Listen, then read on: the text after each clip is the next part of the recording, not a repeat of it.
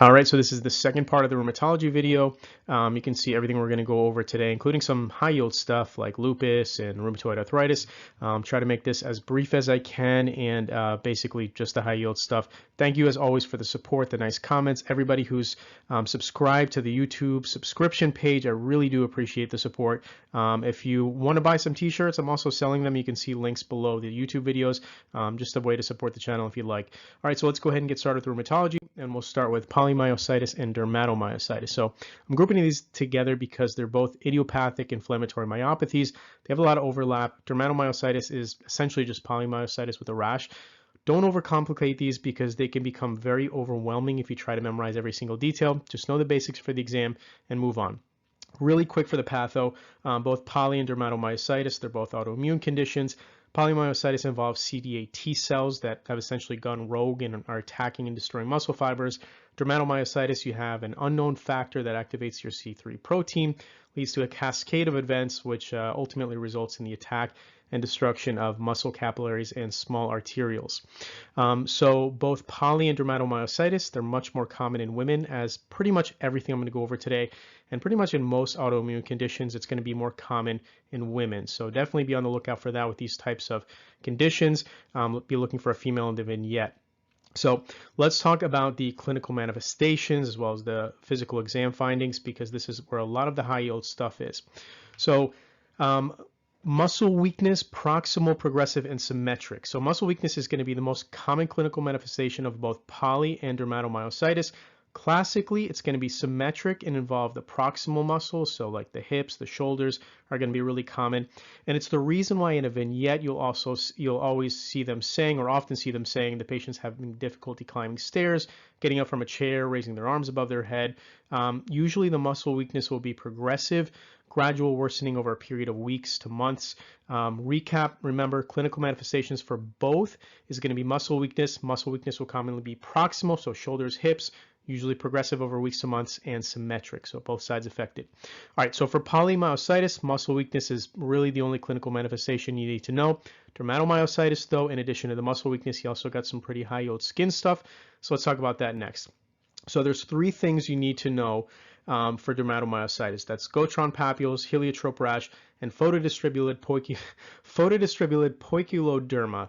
WTF, let's talk about what that actually means. So first, we'll start with our Gotron papules. So these are violaceous papules that are often scaly, ulcerated. They occur over the bony prominences. Most commonly, you'll see these over the dorsal aspects of the metacarpophalangeal and interphalangeal joints. So basically just a psoriasis-looking type scaly rash on top of the hand, which is what that looks like here, mainly over the knuckles.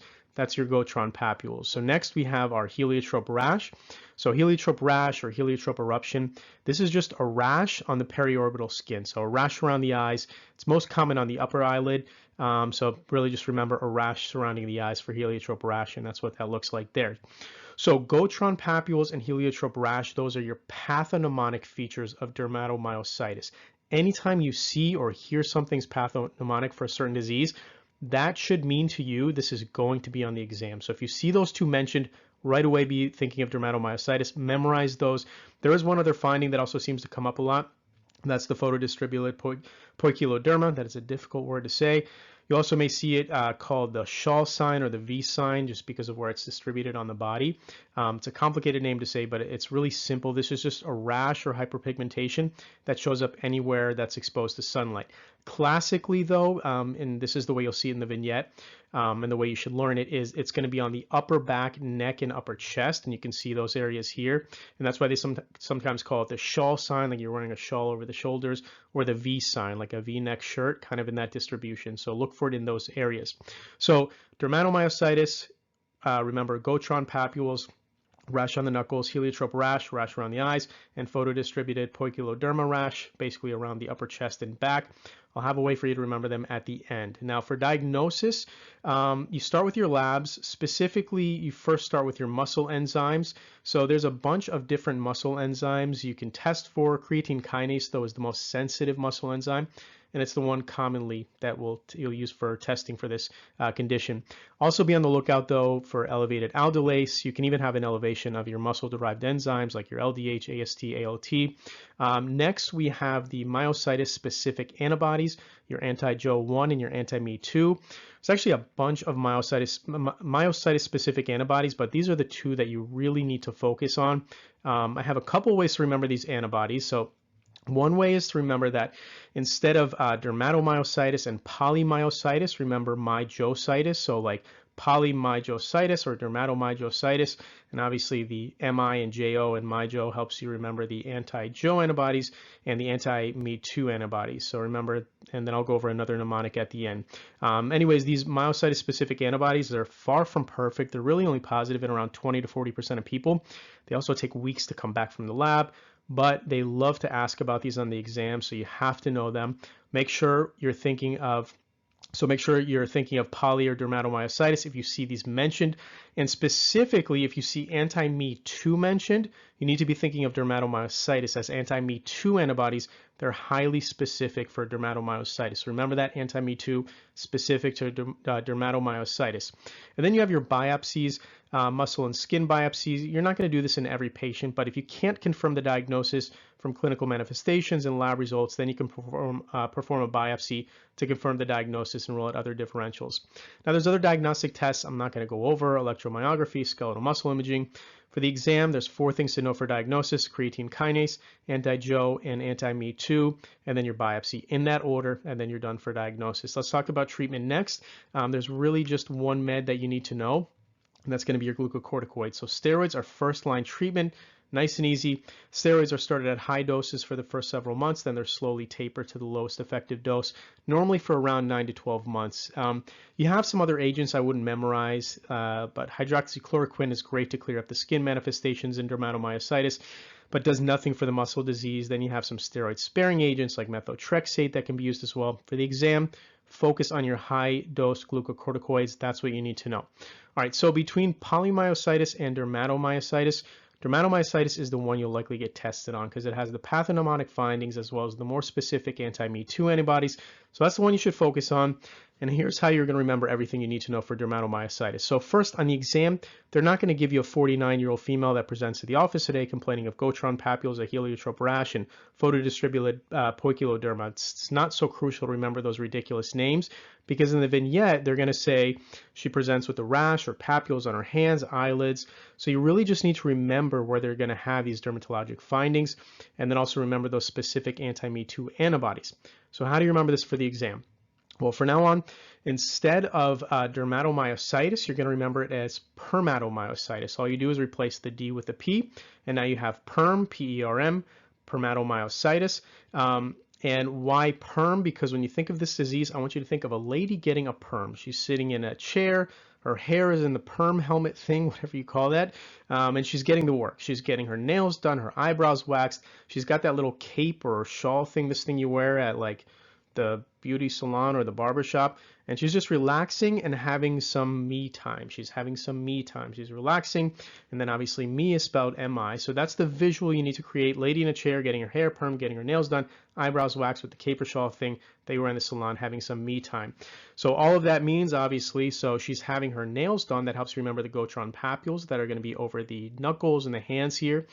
She's having her eyebrows waxed, or maybe she's having like some eyeliner or something put on. That helps you remember the heliotrope rash over the eyelids and around the eyes.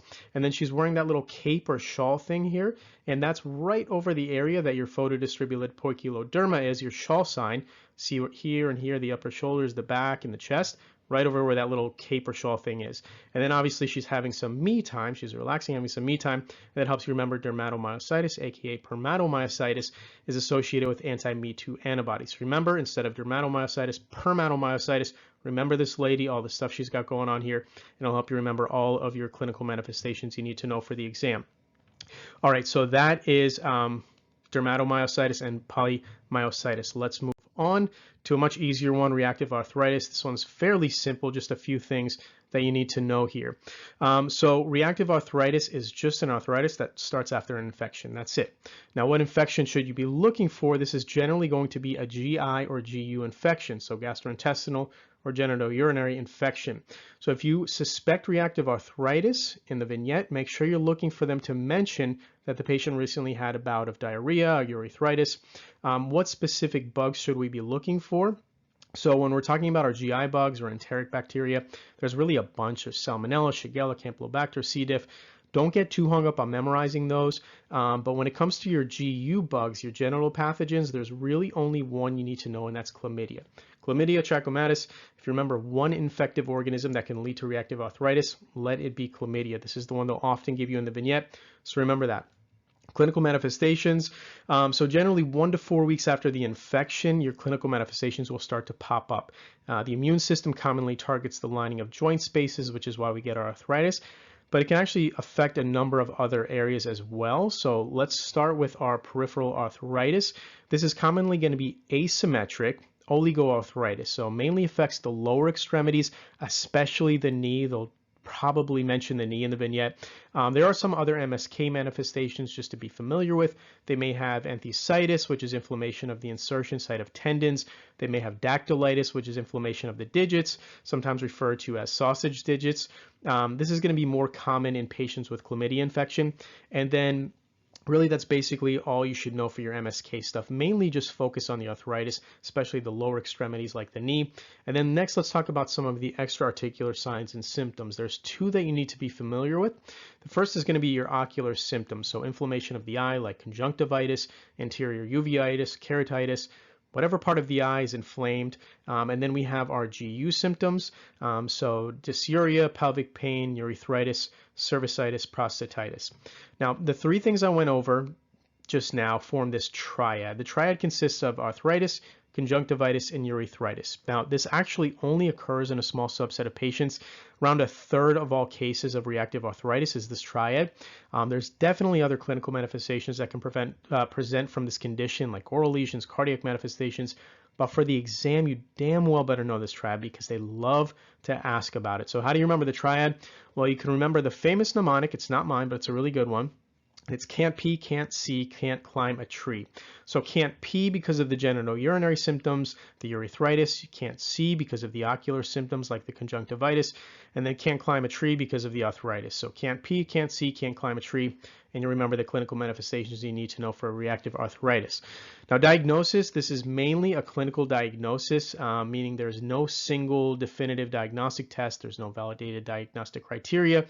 Even if you're getting cultures back to check for an underlying infection, often by the time the arthritis presents, the pathogens are probably no longer going to be retrievable. So the idea here, and this isn't something you need to memorize for the exam, but you basically look for three things. One, does the patient have the characteristic MSK findings, the arthritis we described before, like asymmetric involvement, enthesitis, dactylitis? Two, do they have evidence of a preceding infection, diarrhea, urethritis? And then number three, is there a lack of convincing evidence for another likely diagnosis like psoriatic arthritis, rheumatoid arthritis? And FYI, if they do have joint effusion, you do want to do an arthrocentesis to rule out septic arthritis. So again, clinical diagnosis, nothing to know for the exam. Sorry, I gave you all that extra knowledge there you probably don't need. In real life, if they do have the typical MSK symptoms, did they have preceding infection? Have you ruled out other causes? That's what you'll use to make the diagnosis. With one little exception I just wanted to mention because this may come up, so HLA-B27. In case you hear about human leukocyte antigen B27, this is found to be positive in around 30 to 50% of patients with reactive arthritis.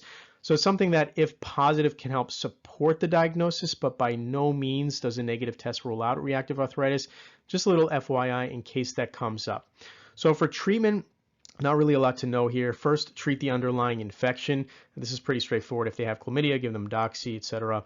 For the arthritis, though, there's one main treatment option that's agreed upon for first line, and this is what you should focus on, and that's going to be your NSAIDs. So NSAIDs, first line treatment for the arthritis. So unless contraindicated, NSAIDs is what you're going to use first line to treat the arthritis. If they're refractory to NSAIDs, you can use steroids. It's rare to require disease-modifying agents like methotrexate that we use in other types of arthritis like RA, because the symptoms in most of these patients is actually self-limited. So basically, just for the treatment, I would just focus on your NSAIDs. That's the key takeaway here. 3 high-yield things to know for reactive arthritis in conclusion. 1, look for your preceding infection, GI bug, or chlamydia, basically. 2, remember, can't pee, can't see, can't climb a tree for your clinical manifestations. And 3, remember, treat the underlying infection if need be, and NSAIDs for your arthritis. And that's all you need to know for reactive arthritis. Moving on to a bit of a monster of a topic. There's a decent amount to know here for rheumatoid arthritis. Let's just focus on the need to know stuff. So rheumatoid arthritis is a chronic systemic inflammatory autoimmune disease of unknown etiology that can lead to the destruction and deformity of joints due to erosion of cartilage and bone. So let's do a 30-second patho breakdown on rheumatoid arthritis. So rheumatoid arthritis, like so many things in rheumatology, it's an autoimmune disease. We have these T cells that are recruiting macrophages. They're all hanging out in the joint space, producing cytokines unnecessarily. This is leading to a bunch of inflammation, and then this is the important part. These cytokines that are being produced in the joint, they're also causing synovial cells to proliferate. So your synovial cells form your synovial membrane. Remember, that's your connective tissue that lines the joint space. So your synovial cells are proliferating, and this causes this thick, inflamed synovial membrane, which is called a pannus. And this pannus is growing bigger and bigger in the joint. Eventually, it runs out of space. Pannus just gets bigger and bigger and eventually starts breaking down and eroding the joint space, which leads to our clinical manifestations. So again, cytokines are causing this pannus to grow bigger and bigger, eventually too big, just starts breaking stuff inside the joint. That's your 30-second patho explanation. So next, who are you going to see this in? Again, surprise, females. So incidence of RA is twice as high among females compared with males. So very likely for this to be a female in the vignette, as so many of the other things we'll go over today. There's a number of other risk factors: lower socioeconomic status, cigarette smoking, obesity. Really, I think you should just focus on your female sex though. Let's move on to clinical manifestations.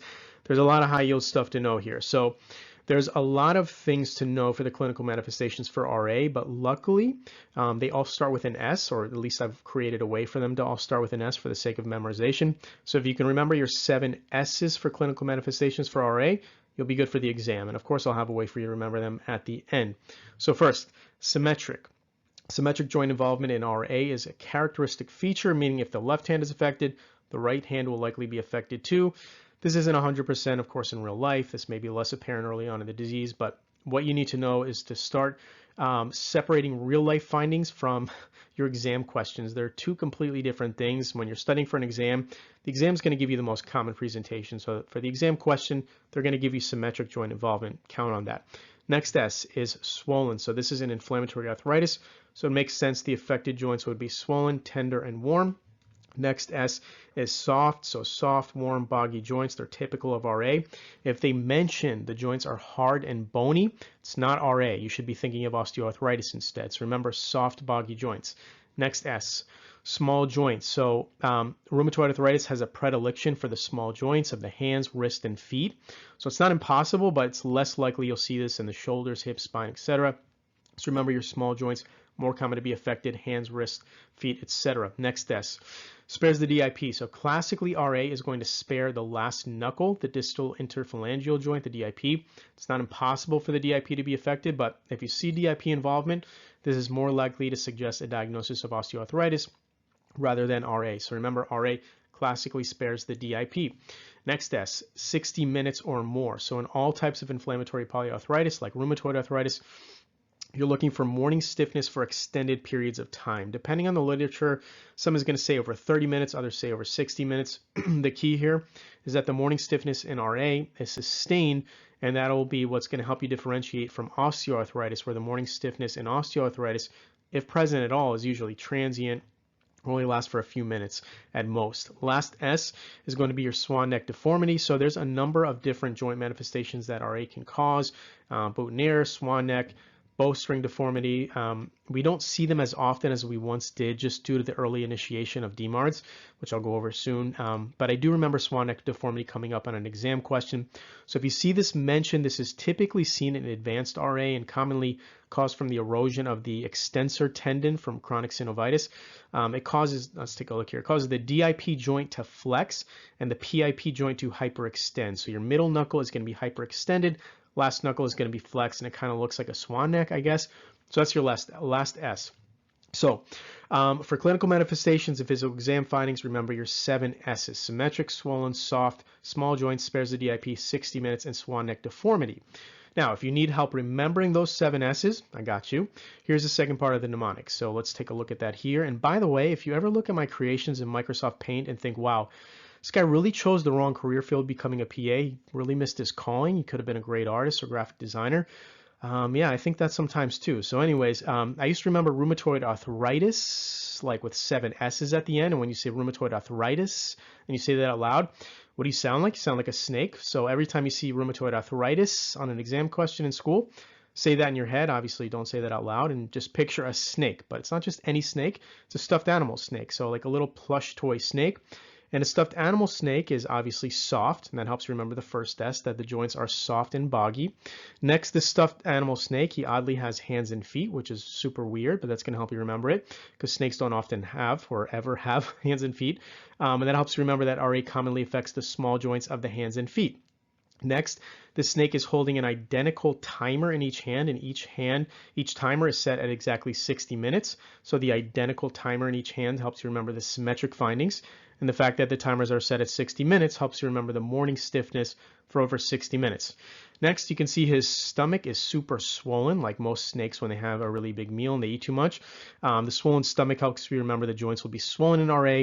And then what did he eat that made his stomach so swollen? Well, if you look inside his stomach, you see 2 things: a swan and a bowl of asparagus dip. So the swan helps you remember the swan neck deformity.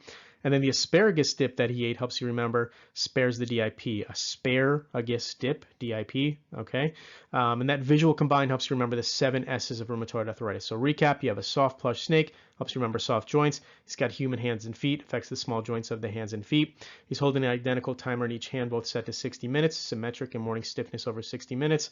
He's got a swollen stomach, swollen joints. He ate a swan and asparagus dip, swan neck deformity, spares the DIP. All right, next let's talk about diagnosis. There's a number of different tests and labs for diagnosis of RA, but there's 2 that you absolutely need to know, and that's going to be your rheumatoid factor and your anti-CCP. So your rheumatoid factor is will be positive in around 70 to 80% of patients with RA, so it's a very sensitive test. Problem is, it's not very specific. Even healthy individuals can be positive for rheumatoid factor. Patients with lupus can be positive for this. Hepatitis C, a bunch of other inflammatory conditions can all wind up with a positive rheumatoid factor. So it's a sensitive test.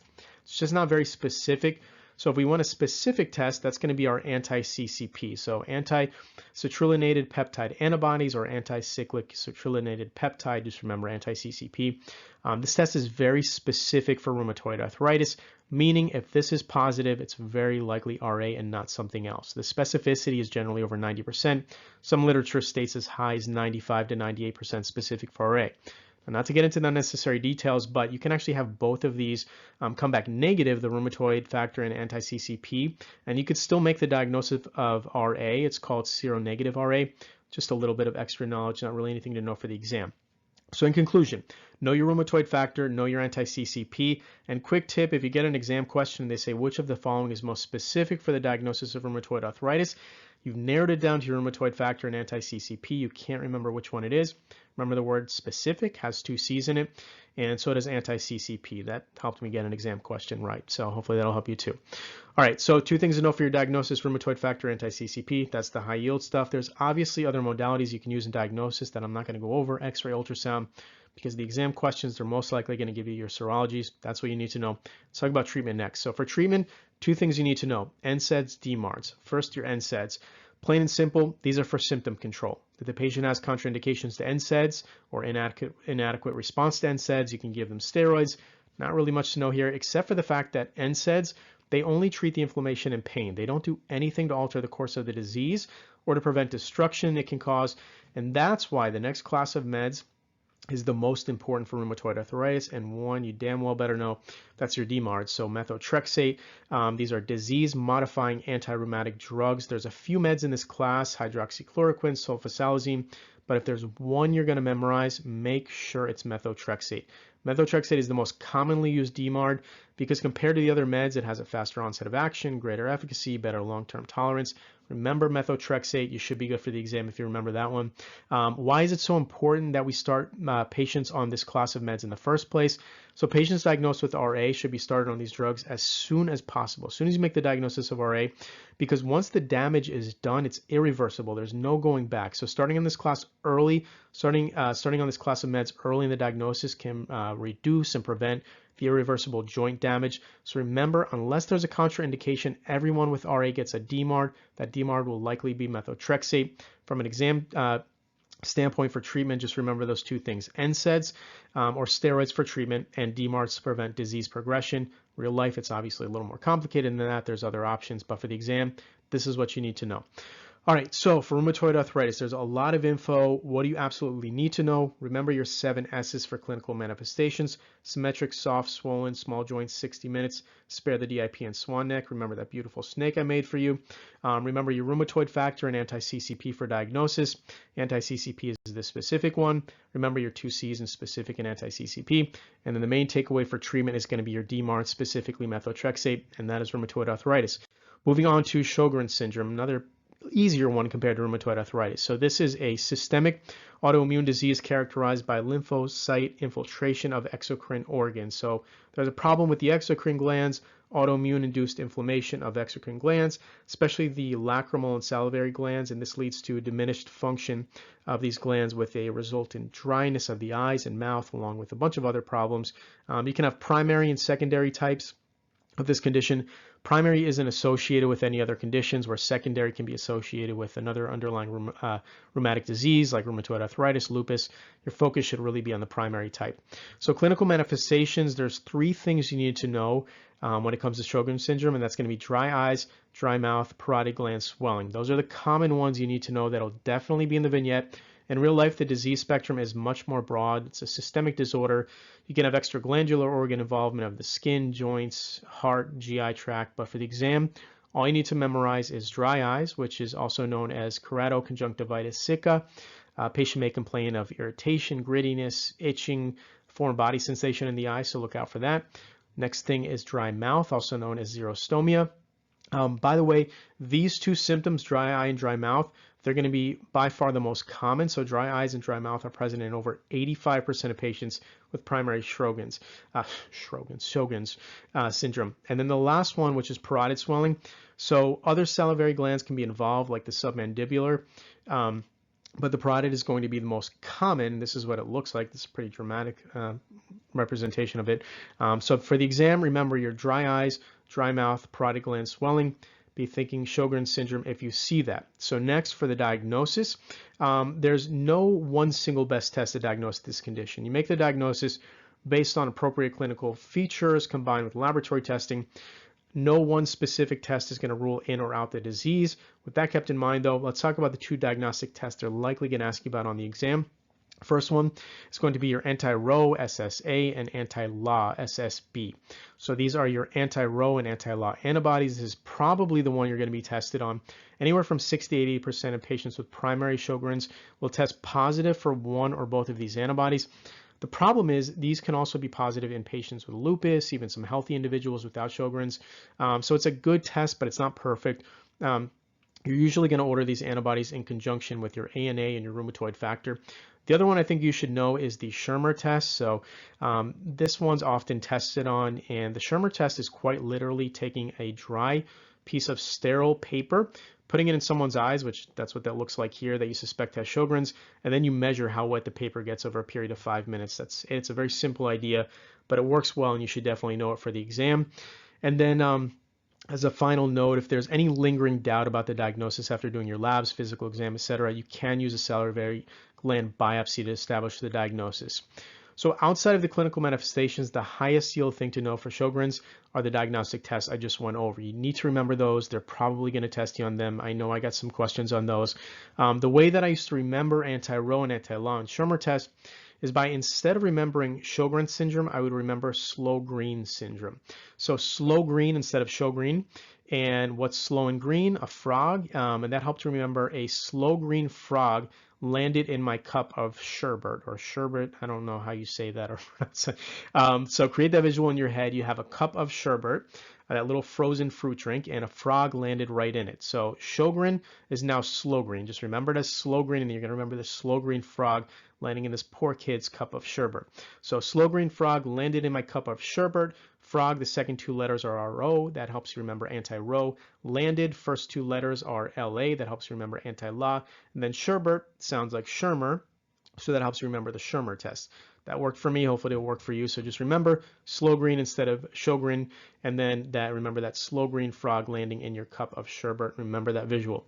Treatment. There's not much to know here. If their eyes are dry, you're going to give them artificial tears. For dry mouth, make sure they're staying hydrated, make sure they're not smoking. They can use salivary stimulants like sugar-free hard candies or lozenges. That stuff's usually not tested on, but what they're going to test you on is your muscarinic agonist, so your cholinergic, specifically pilocarpine or cevimeline. These meds stimulate secretion of the exocrine glands. The opposite of your anticholinergics, which you may be familiar with, like atropine and Atrovent, that most of us know about, that they can dry you out. So this is the opposite. So if they ask you what med to put a patient on with Sjogren's, remember your cholinergics, pilocarpine, and then cevimeline. And that is Sjogren. So just really a few takeaways here. Remember, it's an autoimmune disease of the exocrine glands. Remember your dry eyes, dry mouth, parotid gland enlargement. And remember your Rowe, Law, and Schirmer test for diagnosis. And for treatment, just remember pilocarpine and cevimeline, and you're good to go. Let's talk about systemic sclerosis next, also known as Scleroderma. So this is a systemic connective tissue disease where excessive collagen deposition leads to progressive fibrosis of the skin and internal organs. So the patho is not completely understood, but what we do know is there is a genetic predisposition combined with some sort of triggering event, like a viral infection, drugs. That's followed by an endothelial injury, and our T cells swoop in, start overproducing cytokines, causing excessive inflammation. Cytokines activate fibroblasts, and the fibroblasts, this is the important part, start depositing collagen. And because of this, our nice, soft, and squishy skin and organs, they're now being replaced by this hardened fibrotic tissue. And this fibrosis causes reduced blood flow and result in ischemic tissue damage. And this combination is what leads to our clinical manifestation. So in conclusion, too damn much collagen and fibrosis. Surprise, this is going to be common in females, so very likely be a female in the vignette. Female to male ratio can be as high as 8:1, so much more common in women. There's a couple subtypes you need to know. It's generally classified based on the extent of skin involvement and organ involvement. There's really two main types that you need to know. The first is your limited cutaneous systemic sclerosis, also not known as CREST syndrome, but associated with CREST syndrome. So for limited disease, I just want you to remember two things. One, it normally spares the trunk, and then that's really important. It really mostly affects the distal limbs. And then the second part, the most important thing to know, is that the limited form of this disease is associated with something called CREST syndrome. So CREST syndrome, lucky for you, it comes packaged with its own mnemonic that explains exactly what it is. So CREST actually stands for calcinosis cutis, which is a calcium deposition in the skin. You just get these little white clumps of calcium deposits all over. The R stands for Raynaud phenomenon, which is the same thing that happens when your fingertips get really cold. They vasoconstrict and they turn white and blue. This is just an exaggerated form of this, and it can happen in response to stress. And then we can see what that looks like here. And then the next thing, the E stands for esophageal dysmotility. This one's pretty straightforward. They may have dysphagia, choking, GERD, etc. Sclerodactyly, this is a claw-like appearance of the hand due to tightening of the skin of the fingers, and sclerodactyly sounds very much like pterodactyl, which is the big bird dinosaur with clawed feet. So pterodactyl, clawed feet, sclerodactyly, clawed hands. So that kind of helped me remember it. That's what that looks like here. And then finally, telangiectasia, which is in so many other conditions, so probably not the first time you're hearing this term. But all this is these dilated superficial vessels that creates this web-like appearance on the skin. So that's your limited form of the disease. Again, remember for limited, remember two things. One, this mainly occurs in the distal limbs, generally sparing the trunk. And then two, remember your CREST syndrome, calcinosis, Raynaud's, esophageal, sclerodactyly, and then telangiectasia. Moving on to your diffuse cutaneous systemic sclerosis. So the word diffuse to you should just make you think that it's more widespread, and that's what it is. So the areas we discussed before that limited sclerosis didn't really affect, like the trunk, for instance, and the proximal limbs, well, diffuse will affect this area. This, of course, isn't 100%. There's definitely some overlap between the two, but for the exam, definitely learn it this way. Biggest takeaway with diffuse cutaneous systemic sclerosis, is that it involves the organs. That's what you need to remember. These patients are much more likely to have involvement of the internal organs, especially the heart, lungs, and kidneys. So look for lung fibrosis, scleroderma, renal crisis. That's the key here. So recap, for diffuse disease, remember trunk involvement and organ involvement. And then, so your heart, lung, and kidneys, and then limited disease, remember the distal limb, spares the trunks, and crest syndrome. One last time, even more condensed. Diffuse, trunk and organs, limited, distal limbs, and crest. Done. Don't make this more complicated than it has to be. Moving on to diagnosis. So for diagnosis, there's 2 labs you need to know. The first one is going to be your anti-centromere antibody.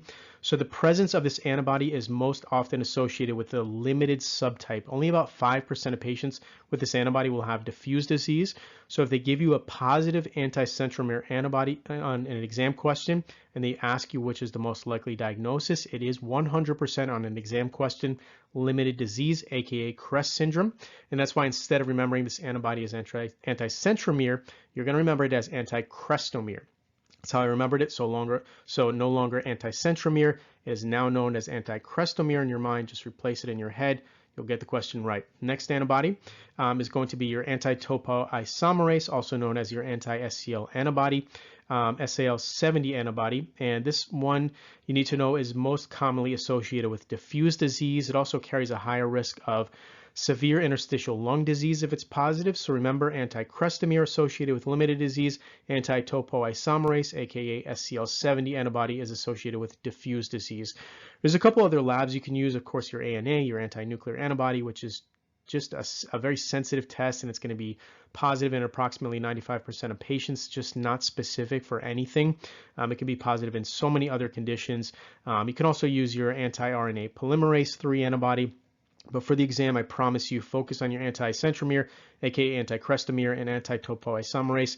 That's what they're going to test you on. You'll be fine if you remember those 2. So for treatment, it's unlikely that they're going to ask you about treatment because treatment is mainly targeted at just treating the symptoms or organ that's involved. So if they have GERD, you're going to give them a PPI. If they have Raynaud phenomenon, give them a calcium channel blocker. If they have renal problems, give them an ACE inhibitor. Patients with more severe inflammatory organ involvement or diffuse skin involvement, they're usually going to be treated more aggressively with systemic immunosuppressive therapy like methotrexate. There's no first-line agent, and certainly really nothing I feel is necessary to memorize for the exam. If they're going to ask you a question, it's going to be about the clinical manifestations or the antibodies I went over in diagnosis, so focus on those. So key takeaway here, first, this is going to be a female in the vignette, so know your 2 main types, your limited, crest, and diffuse, and know that the limited involves mainly the distal limbs and crest findings but spares the trunk, and then know that diffuse involves the trunk and your organs. Know that anti-centromere, aka anti-crestomere, is associated with limited or crest disease, and anti-topoisomerase is more likely to be associated with diffuse disease. Treatment is organ and symptom specific. Done. Last topic is going to be systemic lupus erythematosus. This is another big topic. Let's distill it down as best we can. So this is a multi-system immune-mediated disorder characterized by antibodies to nuclear and cytoplasmic antigens. So the specific cause of SCL, it's unknown, but what we do know is that many of the clinical manifestations that we see are caused by antibody formation and the creation of immune complexes. And these complexes deposit all over the body, the heart, kidneys, skin, etc. They cause a number of problems: inflammation, tissue damage, cell death. Whole process, by the way, is a type 3 hypersensitivity reaction. So I'm going to give you a guess here what gender this is more common in. I'll give you 3 seconds. Yes, female. So much more common in women, especially women of childbearing years. That's important. So look for a younger female in the vignette. There's a couple reasons why. I'm not going to get into this, but it has to do with estrogen and some factors related to the X chromosome, which seem to play a role. This is also more common in African American patients in the U.S. African American women are 2 to 4 times more likely to have SLE than Caucasian women. So the vignette, be looking for an African American female. Clinical manifestations, literally everything you can think of: hypertension, arthritis, alopecia, lymphadenopathy, dysphagia, thrombosis, fever, weight loss, fatigue. Lupus is the great imitator. It affects almost every organ. It can present like so many different diseases. There's a ton of clinical manifestations, and it'd be really unwise to memorize them all. So let's just talk about the ones they'll likely test you on, the more common ones. First is going to be your constitutional symptoms, so fatigue, fever, weight loss. These are all very non-specific, but almost every patient with SLE will have these symptoms at some point during the course of the disease. So they're very common. They're just not very specific. Next one, rash and a malar distribution, aka butterfly rash, sparing the nasolabial fold. So ring the alarms. This is the thing to know when we're talking about clinical manifestations for lupus. If you can only pick one thing to know for the exam for clinical manifestations, this is going to be it. So a malar rash in itself can occur in other conditions. So, but if you see it on an exam question, especially if they say spares the nasolabial folds, it's lupus. So it's the most common skin lesion to have in lupus, and it presents as erythema. We'll take a look at it here. And a malar distribution over the cheeks and nose, sparing the nasolabial folds. It appears after sun exposure. So if you have a photosensitive rash that shows up, remember the word photosensitivity because it's important. Many of the skin manifestations in lupus appear after sun exposure. So that photosensitivity term is very important for this condition. The rash kind of looks like a butterfly over the nose and cheeks, and it's in a malar distribution. In case you're not familiar with that term, sometimes it helps to kind of put the term to the actual meaning. Malar is just another name for the zygomatic bone of the face, which are your cheekbones. So basically malar distribution just means over the cheekbone area. So remember, this rash spares the nasolabial folds, which is the little creases here. That are basically from the corner of the nose to the corner of the lips here. So this is the area that it normally spares, the nasolabial folds. And then it's going to have this butterfly wing appearance, like I said before. So I guess this kind of looks like a butterfly you can see here. So basically rash over the cheeks and the nose, sparing the nasolabial folds after sun exposure. Memorize that rash, know it well, it will come up. Next is your discoid lesions. So while we're on the topic of skin manifestations, you should definitely know discoid lesions or discoid rash or discoid lupus, as they may describe it. There are these round or coin-shaped erythematous raised patches that often cause this pretty dramatic atrophic scarring. And just an FYI, if you know who the singer Seal is, he was really big in the 90s. He sang that song Kiss from a Rose. The scars on his face are actually from discoid lupus lesions, so maybe that'll help you remember it that way, but this is what they look like here. Next one is going to be arthritis. So arthritis and arthralgias, they're going to be seen in around 90% of patients with SLE. It's often one of the earliest manifestations, and a lot of times the reason these patients are going to come in to be seen in the first place. Cardiovascular problems are common. Pericarditis is going to be the most common cardiac manifestation of SLE, so that would be the one to focus on. They can also have issues related to endocarditis, higher risk of a myocardial infarction. So remember your increased risk of cardiovascular problems. Renal, around 50% of patients are going to have some sort of renal manifestation, whether it's hematuria, proteinuria, nephrotic syndrome, glomerulonephritis, secondary hypertension. Look for problems with the kidneys in patients with SLE. And then thromboembolic disease. So thromboembolic disease is a potential complication, particularly in the context of something called your antiphospholipid antibodies, which we'll talk a little bit about later. The 10-year risk for a thrombotic event in a patient with SLE is around 33%, which is pretty high. And then finally, your hematologic abnormalities. So all three blood cell lines can be affected in patients with SLE. So red blood cells, white blood cells, platelets. So be looking for anemia, leukopenia, thrombocytopenia. Even though I just went over a ton of clinical manifestations, there's a bunch I didn't even touch on. Neurologic problems like stroke, seizure, GI problems like esophagitis, pancreatitis, pulmonary issues like pleuritis, pneumonitis, oral ulcers, the list goes on and on. But the ones I went over, those are the ones I'd focus on. I definitely had some of those in an exam question. So the way that you're going to remember them, or at least the way that I did, was by remembering MD chart. An MD chart. So just remember like a doctor who's carrying around his chart, or that this guy's name is MD chart.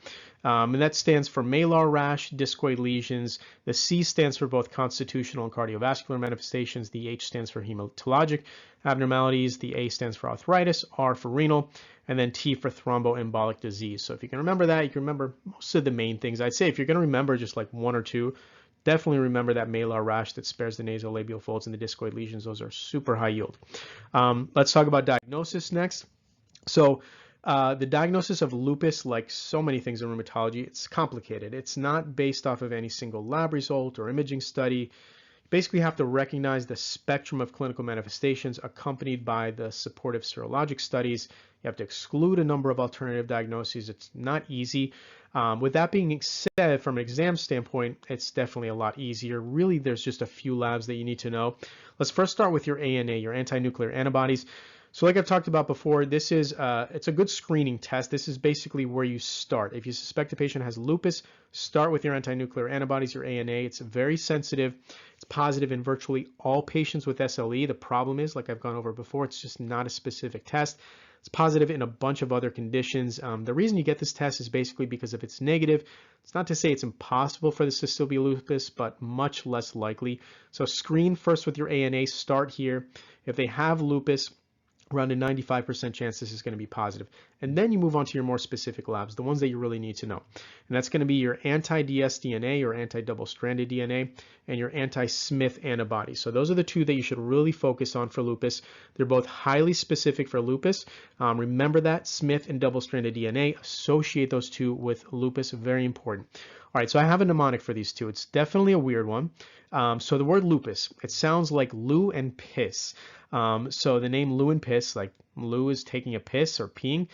So I used to remember a guy named Lou taking a piss on his Smith & Wesson double barrel shotgun. Not sure why he's peeing on a shotgun. Maybe he's just really anti-gun. Anyway, Smith & Wesson, I'm sure you've heard, it's the famous gun manufacturer, and then obviously a double-barrel shotgun is a double-barrel shotgun. So Smith & Wesson helped me remember the anti-Smith antibodies, and double-barrel shotgun helped me remember the anti-double-stranded DNA antibodies. So anytime you hear lupus, I want you to think of this guy Lou taking a piss on his Smith & Wesson double-barrel shotgun. Remember that visual in your head. Don't forget it. You'll remember the two main labs that you need to know for lupus, anti-Smith and anti-double-stranded DNA. One other one that you should kind of know about, just want to really quickly mention is your antiphospholipid antibodies. 40% of patients with SLE are going to be positive for antiphospholipid antibodies, and this is associated with antiphospholipid syndrome.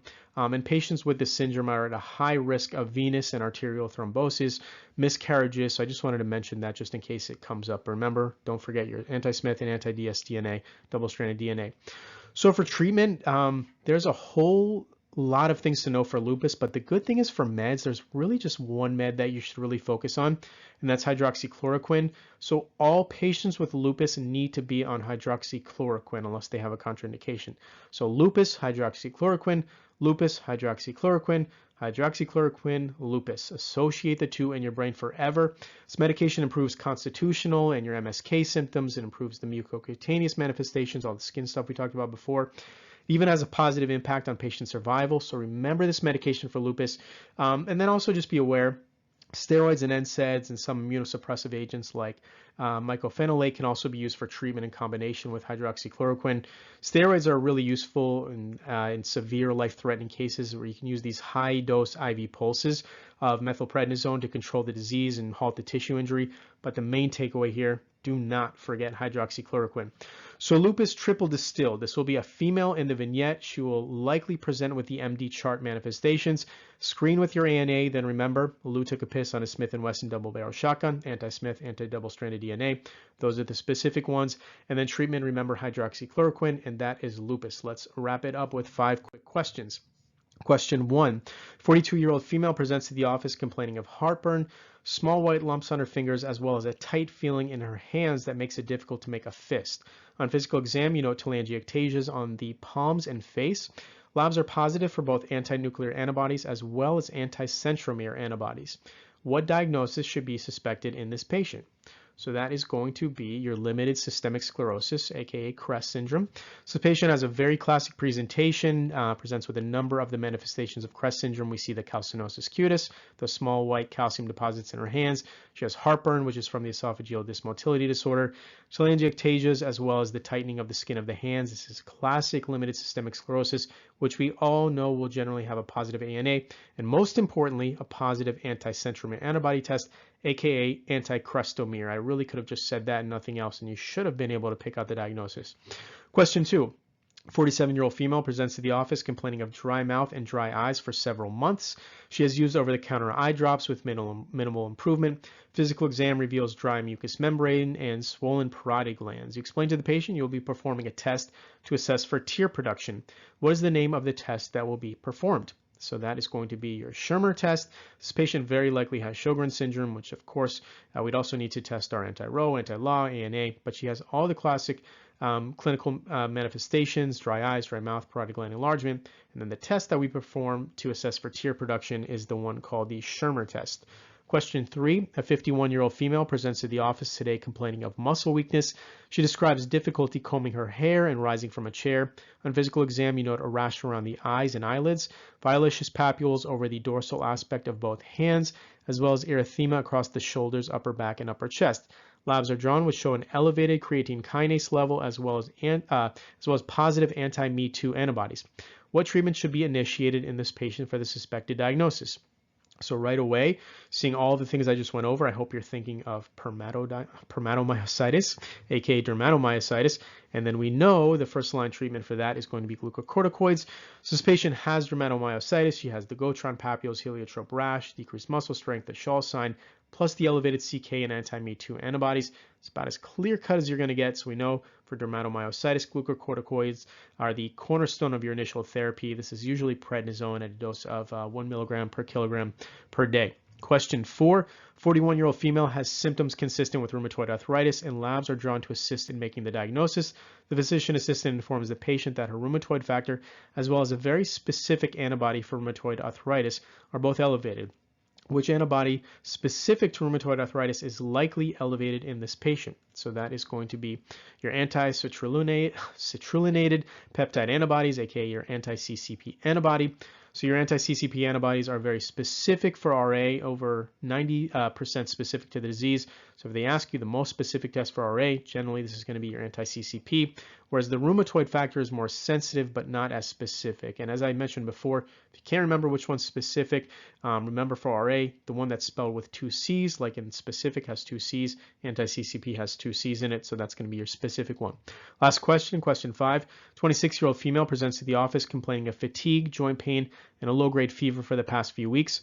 She also reports that she develops a painful burn after being in the sun for just a short period of time. On physical exam, you note a rash that is distributed over the cheeks and nose, sparing the nasolabial folds, as well as diffuse discoid lesions.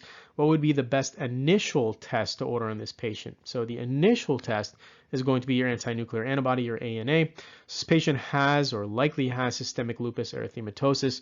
That should definitely be at the top of your list of differentials. Anytime you see a young female of childbearing age complaining of joint pain, rash, and fever, always consider lupus. If this is a vignette, they're giving you lupus. Remember that. On the exam, definitely. I mean, she has the classic malar butterfly rash that spares the nasolabial folds, as well as the discoid lesions. She describes a photosensitive rash that burn after a short period of time in the sun.